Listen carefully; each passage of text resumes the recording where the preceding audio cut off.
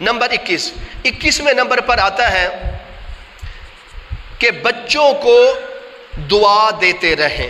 یہ بڑا اہم مسئلہ ہے. بچوں کو دعا دیتے رہیں. بچے چاہے لڑیں، چاہے جھگڑا کریں، چاہے جتنا فتنہ فساد کریں، بچوں کو دعا ضرور دیں. بچوں کا کام ہے شرارت کرنا، ماں باپ کا کام ہے بچوں کی شرارت کو برداشت کر کے ان کو دعائیں دیتے رہنا. تو لہٰذا ہر وقت دعائیں کریں، لیکن ہمارا معاملہ دعا میں بخیل ہے. ہم دعا میں بخیل ہے، دعا نہیں کرتے، ہم ڈانٹتے زیادہ ہیں. ہم بچوں کو یعنی کہ ڈراتے زیادہ ہیں، ان کو ڈانٹ دے دیتے ہیں، ان کو ان کے لڑتے ہیں، غصہ کرتے ہیں. تو لہٰذا جہاں ہم نے بچوں کو زیادہ ڈانٹنا ہے، زیادہ غصہ کرنا ہے، وہیں پر ہمیں غصہ ڈانٹ سے زیادہ بہتر یہ کام ہے ان کو دعائیں دیتے رہیں، دعائیں دیتے رہیں. یہ اتنا اہم عمل ہے کہ اللہ اکبر. میں نے ایک واقعہ یاد آ گیا.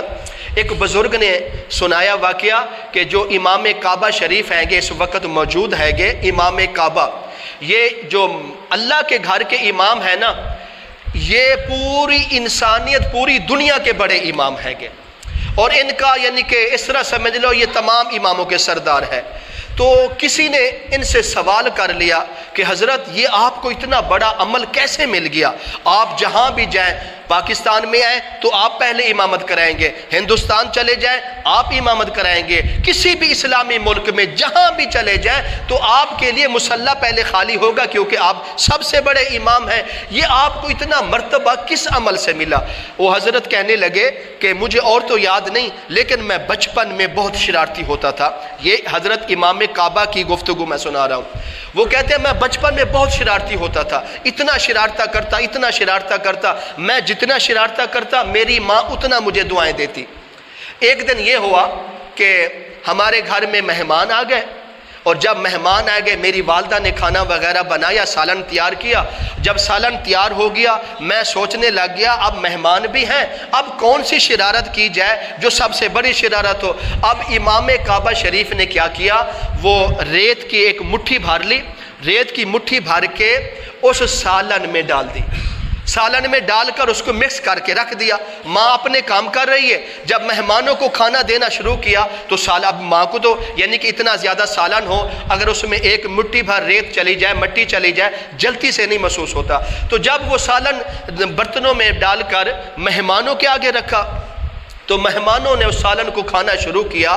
تو جب برکی پہلی ڈالی تو سالن میں مٹی تھی، ریت تھی.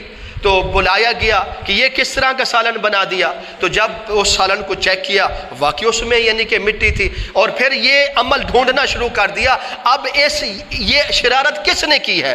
تو ڈھونڈتے ڈھونڈتے ماں پہنچ گئی، ایسے جو آج الحمدللہ امام کعبہ شریف ہے تو اس تک پہنچ گئی. ماں کہنے لگی آپ نے یہ عمل کیا؟ اس کا کان تھوڑا پکڑا اور کہا سیدھی بات بتانا، یہ سالن میں ریت آپ نے ڈالی؟ وہ کہنے لگا اماں جی میں نے ڈالی. اب اس وقت ماں کو اتنا غصہ آیا، اتنا غصہ آیا. میری بات سنیں، اس سارے واقعے کا آخری پوائنٹ ہے، ماں کو حالانکہ مہمان گھر بیٹھے ہیں، سالن تیار ہو گیا، اس میں بچے نے مٹی ڈال دی، اب پتہ لگ گیا اس نے مٹی ڈالی ہے. تو اس وقت ماں کو اتنا غصہ آیا، اتنا غصہ آیا، اتنے شدید غصے میں ماں کی زبان سے جو الفاظ نکلے ہیں نا وہ یہ نکلے ہیں کہ پروردگار اس میرے بچے کو پوری دنیا کا امام بنا دے، پوری دنیا کا امام بنا دے.